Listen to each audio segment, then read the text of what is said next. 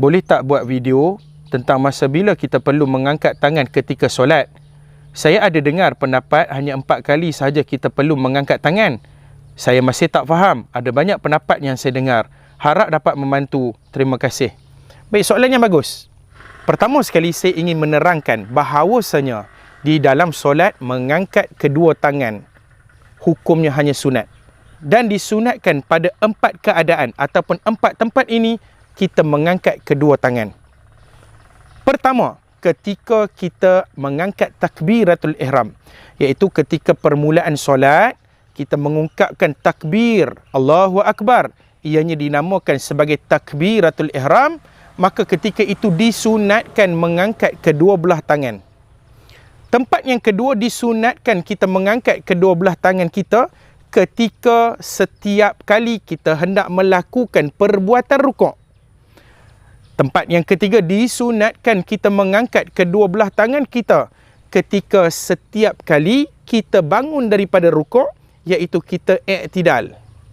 Adapun tempat yang keempat dan tempat yang terakhir disunatkan kita mengangkat kedua belah tangan kita, iaitulah selepas daripada kita bangun daripada duduk tahiyat awal.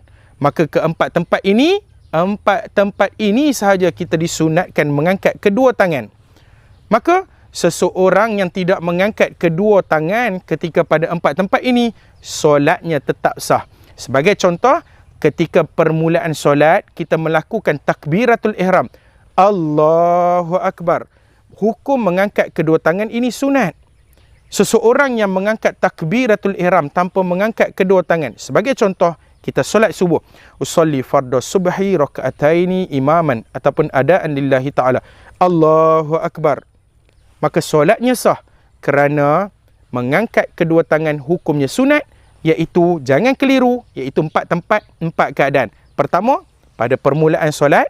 Yang kedua, setiap kali nak rukuk. Yang ketiga, setiap kali bangun daripada rukuk, iaitu i'tidal. Dan yang keempat, kita hanya mengangkat tangan pada ketika bangun daripada tahiyat awal. Maka apabila kita mengetahui hukumnya hanya sunat, apa dia sunat?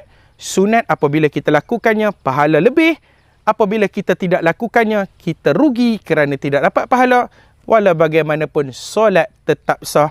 Ingat sekali lagi, 4 keadaan ataupun 4 tempat, bukan 4 kali. Moga-moga memberi manfaat dan kefahaman.